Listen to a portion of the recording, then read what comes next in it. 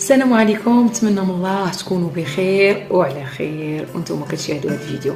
اليوم في هذا الفيديو هذا غادي نتكلم لكم على علاش انت معصبه، علاش انت خارجين لك القرون. اليوم في هذا الفيديو هذا غادي نتكلم لكم على الاسباب اللي كتخلينا النهار كله حنا معصبين. هو اننا ما كنعرفوش كيفاش نسيروا امورنا اللي داخل البيت، ما كنعرفوش كيفاش نرتبوا الاولويات والمهام والضروريات ما كنعرفوش نسيروا وقتنا بمعنى صح. فراه نفس المهمه، نفس المهام، نفس المسؤوليه، نفس الواجبات ونفس الضروريات كتبقى على كل فاختي اليوم في هذا الفيديو هذا الا كنتي كيف قلت لك من دوك العيالات اللي كيتعصبوا واللي كنت انا بحالهم، فهاد الفيديو غادي يهمك. فتكي على ديك الغوطاسيون وخليك معايا لاخر الفيديو. غنبدا لك اول حاجه بالاستعانه بالله، يعني نزينوا نيتنا كيف قال القراقي، يعني الاستعانه بالله سبحانه وتعالى، وبانني انا كندير شي حاجه كنديرها لله، ما كنديرش واحد الحاجه باش نتسمى انا نقيه ولا باش تجي عندي واحد فلانه وتقول عليا بانني نقيه وحاده. انا كندير شي حاجه لله ولوجه الله. يعني كيف قلت لكم ملي كديري الاستعانه فهنا كتهيئي نفسيا انك كتقولي ان ماشي حتى شي حاجه ماشي واجب عليا وانت شي حاجه ما فرض عليا. فملي كتبقاي تقولي لا انا عييت، هذه الاولى بعدا كتكرفسك في دماغك. غادي نجيو للثانيه اللي هي ذكر الله.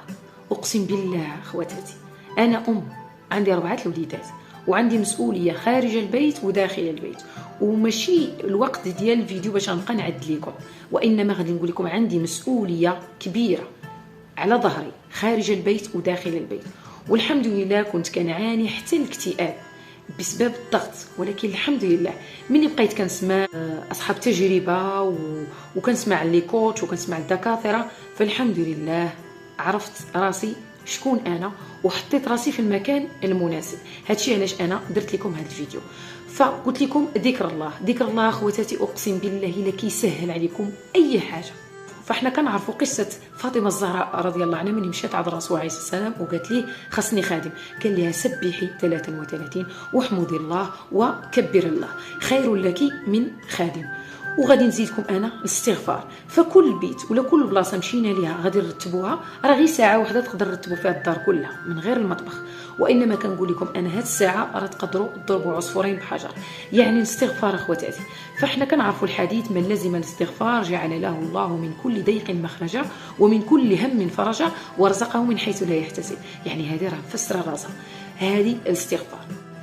الثالثه اخواتاتي هي كل نهار ندير مهمه، ماشي كل شيء نديروه في دقه واحده. من ادرك كله ترك كله. فاخواتاتي كل نهار نديروا مهمه وحسب المهمات، حيت كاينه المهمه اللي تقدر تاجل وكاينه المهمه اللي تقدر حتى الاسبوع الماجي، ولكن نبداو بالمهمات الضروريه. كما كنعرفوا في حياتنا كاين شي حاجه اللي سميتها مهم وضروري، ومهم ولكن غير ضروري، وغير مهم وغير ضروري. فإلا كلاصينا هذا الشيء غادي نرتبوا الوقت ديالنا والنفسيه ديالنا خواتاتي غادي ترتاح. فكيف قلت لكم غادي كل نهار نديروا مهمه. حنا ما تخلقناش بحال التمساح كنسرطوا كل شيء في دقه واحده.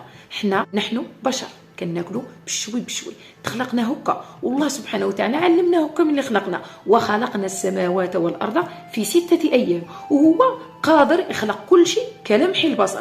ولكن علاش قال لنا في 6 ايام؟ بغى يعلمنا التنظيم، ان داكشي كيجي بالتدريج. فكيف قلت لكم نحن بشر وميزنا الله على العقل، فخصنا نمشيو بهذه الحكمه هذه وبهذه الايه هذه، ما غنمشيوش كي التمساح اللي صرت كل شيء في دقه واحده. هذه مفهوم. الرابعه اخواتاتي خصنا نفرقوا المهام. راه كاينه شي حاجه سميتها انا انسان ماشي آلي، ماشي شي حاجه اللي سميتها انا روبو، لا انا انسان. يعني كنعيا كيوقع لي ضغط، فماشي مشكل الا فرقنا المهام. ما تقوليش هي لا هذيك بنتي صغيره ولا هذاك ولدي صغير. الا ما علمتيش المسؤوليه في ديك اللحظه ولا في ديك الساعه وعرفك بانك انت راكي كتحسي وتنتي كتألمي وانت كتعاني، فراه ما عمرو غادي يحس بك ملي غادي يكبر. هذه كالام ديالي روبوت خلقت ما كتعياش، ولكن الا علمتيه من الاول انك كتعياي، فهذه رساله حتى الزوج ديالك حتى هو خصو يعرفك انك راكي كتعياي. فما فيها باس ولدي حدايا، رتب معايا ولدي اللعاب ديالك، رتب معايا وليدي الغرفه ديالك، تعالي بنتي نوريك كيفاش كنغسل المواعن. واخا غتلون حويجه، ولكن غتجي واحد اللحظه ما غاديش تشوفي هذيك الشخلاطه، يعني غادي تكون الامور، لان بشويه بشويه حنا من الاول علمناهم كيمشيو ويطيحوا حتى ولاو كيمشيو، حتى دابا نعلموهم كيفاش يغسلوا المواعن وكيفاش يشطبوا، باش نفرقوا المهام. كاينين المهام اللي ما غاديش تقدر عليهم بنتي، ولكن كاينين المهام اللي تقدر عليهم، ما كاين حتى مشكل. والخامسه اخواتاتي هي النظافه الشخصيه. المزوق من على برا اش خبارك من الداخل، هذه حنا عارفينها. فالنظافه الشخصيه اخواتاتي ضروري خصنا نكونوا نظاف. ما يمكنش واحد الانسانه معفونه غادي تطيب ماكله وتحطها لولادها وراجلها ولا ضيافها، فخصنا نكونوا حنا اصلا نظاف باش نكونوا على الاقل قادرين نعطيو، تكون عندنا الطاقه الايجابيه باش نقدروا نعطيو. هذه اخواتاتي من جهه، يعني النظافه الشخصيه. والاخير اخواتاتي هو اننا في الاخير نعطوا مكافاه لريوسنا. واش حنا ما نستحقوش؟ غتقولي لي يا اختي منين جات مكافاه؟ ولو نعصر غير عصير الليمون بلتشين ونشربوا، هذه راه مكافاه. والمكافاه اخواتاتي راه كتعطي رساله للمخ باش يفرز واحد الهرمون سميتو هرمون السعاده، ماشي الهرمون اللي قلت لكم في الاول كيخرج القرون وكيطلع لك الشعر الفوق بحال ضاربك 120 فولت. نتمنى والله ما نكونش طولت عليكم، ونشوفكم في فيديو اخر. مع السلامه.